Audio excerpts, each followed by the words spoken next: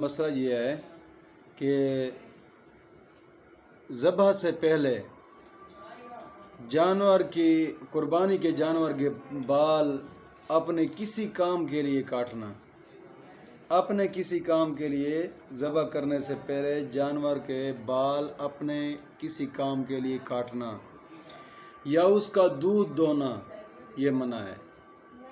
بات سمجھ آ گئی کہ نہیں آئی؟ اور قربانی کے جانور پر سوار ہونا یہ بھی منع ہے شریعت کی روح میں، یا قربانی کے جانور پر کوئی چیز لادنا یہ بھی منع ہے۔ سمجھ آ گیا کہ نہیں آیا؟ یا اس کو اجرت پر دینا، جانور اجرت پر دینا یہ بھی منع ہے۔ غرض ہے کہ جانور قربانی کے جانور سے کسی قسم کا منافع حاصل کرنا شریعت میں یہ جائز نہیں ہے۔ بات سمجھ آ گئی کہ نہیں آئی؟ اگر اس نے فرض کی تھا کہ اس نے اون کاٹ لیا، جیسے بھیڑ ہوتی ہے، بکری ہوتی ہے، اس کی اون کاٹ لینا، اپنے کسی کام کے لیے لگانا، یا اس کا دودھ دوہ لینا۔ اگر اس نے اون کاٹ لیا یا دودھ دوہ لیا ہے تو اس دودھ اور اون کو صدقہ کر دے، اپنے کسی کام میں صرف نہ کرے۔ سمجھ آ گیا کہ نہیں آیا؟ اور اجرت پر جانور کو دیا ہے تو وہ جو اجرت ملی ہے نا وہ بھی صدقہ کر دے۔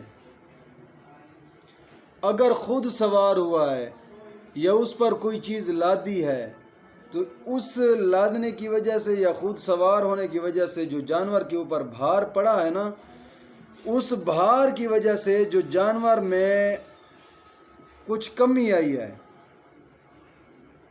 جو کچھ کمی اس جانور میں آئی ہے اتنی مقدار یہ صدقہ کرے گا۔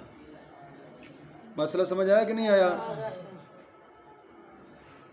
مسئلہ نمبر 2 آج کے سبق کا یہ ہے کہ جانور دودھ والا ہے، جانور دودھ والا ہے تو اس کے تھنوں پر ٹھنڈا پانی چھڑک دے، دودھ خشک ہو جائے گا۔ اگر اس سے کام نہ چلے، ٹھنڈا پانی چھڑکا اس نے، دودھ نہیں خشک ہوا، کبھی کبھار کوئی جانور ایسا ہوتا ہے کہ جس کا دودھ خشک نہیں ہوتا، تو جانور کا دودھ دوہ کر اس جانور کے دودھ کو صدقہ کر دے گا۔ بات سمجھ آ گئی کہ نہیں آئی؟ اور مسئلہ نمبر 3 آج کے سبق کا یہ ہے کہ جانور ذبح ہو گیا تو اب اس کے بال کو کاٹ کر یہ اپنے کام میں لا سکتا ہے۔ جانور ذبح کر دیا ہے، اب اگر اس نے اس کی اون سے جانور بال کاٹے ہیں نا، اپنے کام میں صرف کرنا چاہے تو یہ کر سکتا ہے۔ اگر اس کے تھنوں میں دودھ ہے، اب ذبح کرنے کے بعد اس نے دودھ چویا ہے، دودھ دوہا ہے، تو یہ دودھ دوہ کر اس دودھ کو بھی وہ اپنے کام میں لا سکتا ہے، کیونکہ جو مقصد تھا وہ مقصد پورا ہو گیا۔ اب بات سمجھ آ گئی کہ نہیں؟ مقصد تھا قربانی، اب وہ پوری ہوگی، اب جناب جی یہ اس کی ملک ہے، اپنے صرف میں لا سکتا ہے۔ بات سمجھ آ گیا کہ نہیں آیا؟ مسئلہ نمبر 4 اس سبق کا یہ ہے کہ قربانی کے لیے جانور خریدا تھا، قربانی کے لیے جانور خریدا تھا، قربانی کرنے سے پہلے اس کے بچہ پیدا ہو گیا ہے، جانور کا بچہ پیدا ہوا، تو اب بچہ کو بھی ذبح کر ڈالے، بچہ کو بھی ذبح کر ڈالے۔ اگر بچہ کو اس نے بیچ ڈالا ہے، ذبح نہیں کیا، بیچ ڈالا ہے، تو اس بچے کی جتنی بھی قیمت اس کو ملی ہے اس قیمت کا صدقہ کرے گا۔ مسئلہ سمجھ آیا کہ نہیں آیا؟ اس قیمت کا صدقہ کرے گا۔ اگر نہ تو اس نے ذبح کیا ہے اور نہ ہی بیچا ہے، ایام نہر بھی گزر گئے، یعنی قربانی کے دن بھی گزر گئے ہیں، اب اس جانور کو، یہ جو جانور کا بچہ ہے نا اس کے پاس، اب اس کو یہ زندہ ہی صدقہ کر دے گا۔ بات سمجھ آ گئی؟ ایام نہر گزرنے کے بعد اس کو زندہ صدقہ کرے گا۔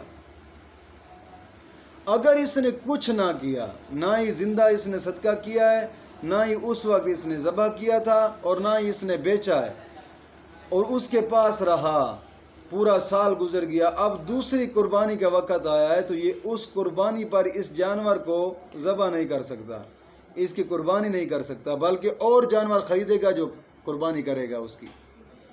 مسئلہ سمجھ آیا کہ نہیں آیا؟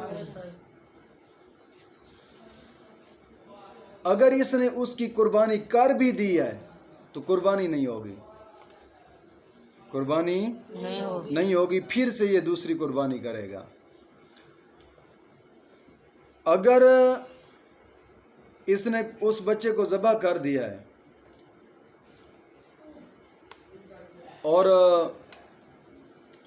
اب اسے معلوم ہوا کہ یار بچے کو تو میں ذبح نہیں کر سکتا تھا اپنی قربانی کے لیے، یا اس کو بیچ بھی نہیں سکتا تھا، ان مسائل کو اس کو بعد میں پتہ چلا، اب وہ کیا کرے؟ ذبح کیا ہوا بکرا وہ بچہ صدقہ کر دے، ذبح کیا ہوا بچہ صدقہ کر دے، اور ذبح سے جو کچھ اس کی قیمت میں کمی آئی ہے پھر اس کی اتنی قیمت بھی اوپر صدقہ کر دے گا۔ مسئلہ سمجھ آیا کہ نہیں آیا؟ اب مسئلہ نمبر 5 آج کے سبق کا یہ ہے کہ قربانی کی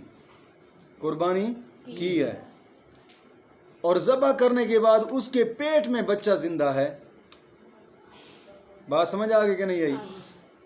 قربانی کی، اس کے پیٹ میں بچہ زندہ ہے، تو اس سے بھی ذبح کر دے، اس سے بھی ذبح کر دے، اس سے اپنے صرف میں لا سکتا ہے، ذبح کر دے اور اس سے اپنے صرف میں لا سکتا ہے، اور مرا ہوا بچہ ہو تو اسے ویسے ہی پھینک دے، وہ حلال نہیں ہے، مردار ہے۔ مسئلہ سمجھ آیا کہ نہیں آیا؟ ہاں، آج کے سبق کا اتنا کافی کریں کہ طبیعت ساتھ نہیں دے۔